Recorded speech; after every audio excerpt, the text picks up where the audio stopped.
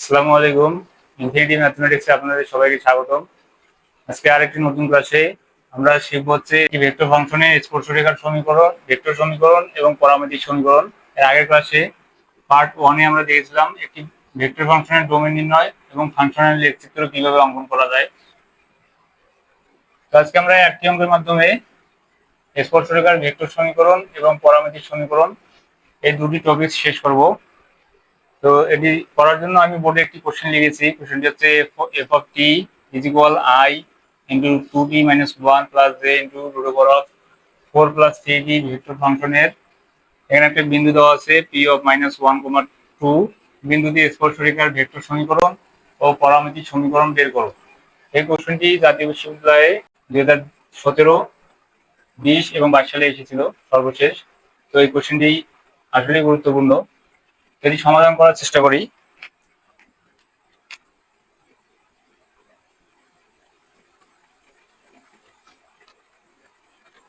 কোশ্চেনটি সমাধান করার আগে আমাদেরকে একটা সূত্র জানতে হবে, সেটি হচ্ছে স্পর্শরেখার ভেক্টর সমীকরণ। স্পর্শরেখার ভেক্টর সমীকরণ নির্ণয়ের একটি সূত্র আছে, সেটি আমি এখানে লিখে রেখেছি। সূত্রটি হচ্ছে R is equal F of T plus T into F prime of T. তো এটি নির্ণয় করার জন্য প্রথমে আমাদের এফ অফ টি তো দেওয়াই আছে, এফ প্রাইম অফ টি নির্ণয় করতে হবে। এফ প্রাইম অফ টি নির্ণয় করি। প্রথমে দেওয়া আছে F of T is equal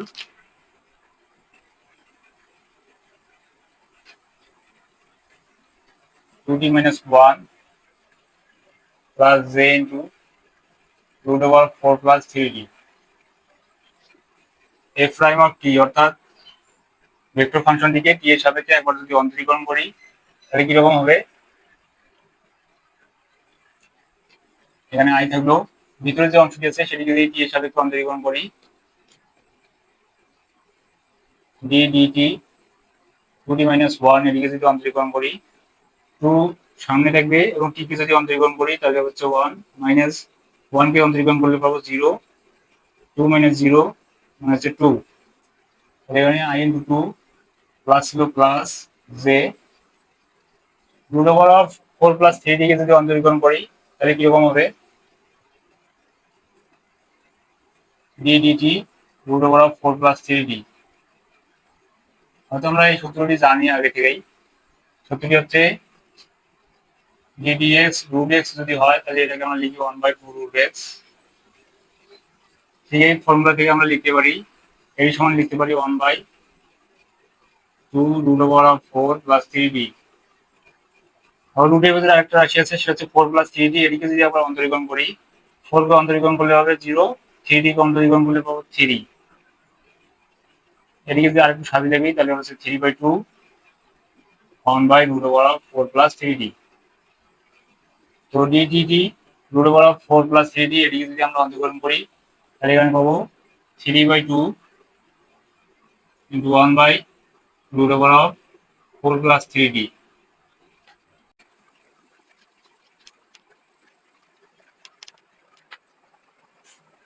কারণ আমাদের এখানে একটা বিন্দু দিয়ে দিচ্ছে, সেটা হচ্ছে p of -1, 2। এই বিন্দু থেকে আমাদেরকে t এর মান বের করতে হবে। এখানে i এটা হচ্ছে x অপোনেন্ট, এটা হচ্ছে y অপোনেন্ট। এখানে x এর একটা বিন্দু দেওয়া আছে -1। তো এই অংশটি সমান আমরা -1 লিখতে পারবো। এখন 2t minus 1 is equal -1, তাহলে 2t is equal -1 plus 1 is equal 0, 2t is equal to 0, এখান থেকে t is equal পাবো 0। একইভাবে এখানে y অপোনেন্ট হচ্ছে root of 4 plus 3t। এখানে y যে ক্রোমোজোমের মান দেওয়া আছে, ক্রোমোজোমের যে মানটি দেওয়া আছে সেটা হচ্ছে 2। তো root over of 4 plus 3t এর সমান লিখতে পারবো 2। উভয় দিকে যদি বর্গ করি রুট ক্যান্সেল হবে, তাহলে পাবো 4 plus 3t। এদিকে বর্গ করলে পাবো হচ্ছে 4 প্লাস 4 প্লাস 4 ক্যান্সেল, তাহলে 3t is equal 0, t is equal 0। এখান থেকে আমরা t মান পেলাম 0, এখান থেকে t মান পেলাম হচ্ছে 0। কারণ আমাদের কি করতে হবে, পরবর্তী স্টেপ হচ্ছে t মান 0 বসাতে হবে f অফ t ফাংশনে এবং f প্রাইম অফ t ফাংশনে। f অফ t এবং f প্রাইম অফ t এবং f অফ t এই দুটি ফাংশনে t মান 0 বসায় যে মানটি পাবো সেই যদি এই সমীকরণে ইনপুট করি তাহলে আমরা প্রদত্ত যে মানে ফাংশনটি রয়েছে ভেক্টর ফাংশন, এটি স্পর্শরেখার একটা ভেক্টর ফাংশন পেয়ে যাবো।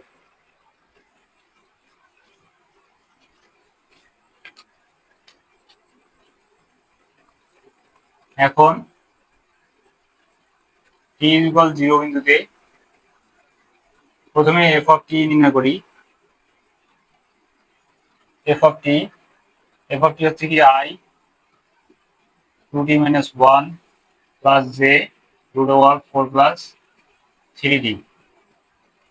তো f অফ 0 এর জায়গায় যদি 0 বসাই, এখানে 0 বসালে t 0 হয়ে যাবে, 0 minus 1 প্লাস এখানে যে ছিল, এখানে কি 0 বসালে 0 হয়ে যাবে, থাকবে root over of 4, root over of 4 মানে হচ্ছে 2।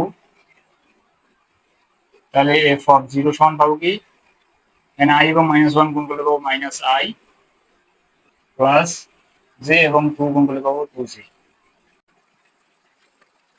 তো f অফ 0 মানে আমাদের পরবর্তীতে লাগবে, এদিকে লিখে দিলাম।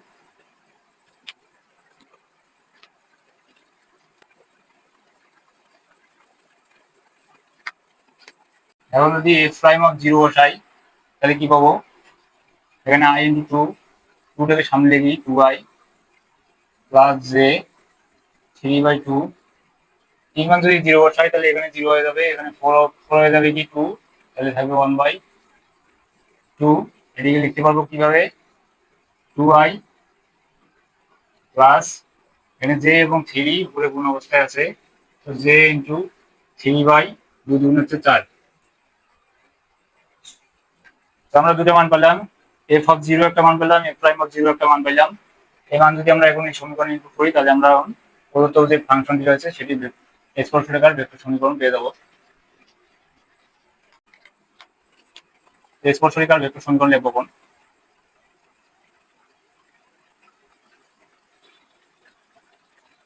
স্পর্শরেখার ভেক্টর সমীকরণ r is equal f of t plus t into f prime of t। এখান থেকে আমরা f অফ t এখানে বসাবো, এখানে f অফ t না লিখে আমরা এখানে লিখতে পারি f অফ 0 এবং f prime of 0। f of 0 মানে আমরা পাইছি কি, f of 0 -i plus 2j,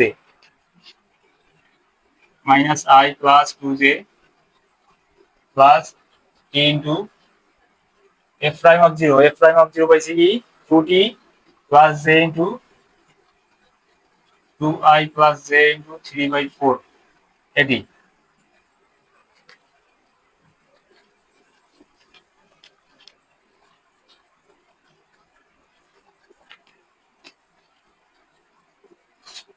কি দ্বারা যদি আমরা গুণ করে দেই, -i plus 2j plus 2ij বা 2t into i plus t into j into t 3/4 এটি পাবো। এটি হচ্ছে স্পর্শরেখার ভেক্টর সমীকরণ, এটি একটি আনসার। এই সমীকরণটি থেকে আমরা এখন স্পর্শরেখার যে পরামিতির সমীকরণ সেটা বের করব। স্পর্শরেখার পরামিতির সমীকরণ বের করার জন্য যদি আমাদের এই অঙ্কটি দিয়ে থাকে, তবে আমাদেরকে শুরু থেকে প্রথম পর্যন্ত একদম এই যে স্পর্শরেখার ভেক্টর সমীকরণ আছে এই পর্যন্ত আসতেই হবে।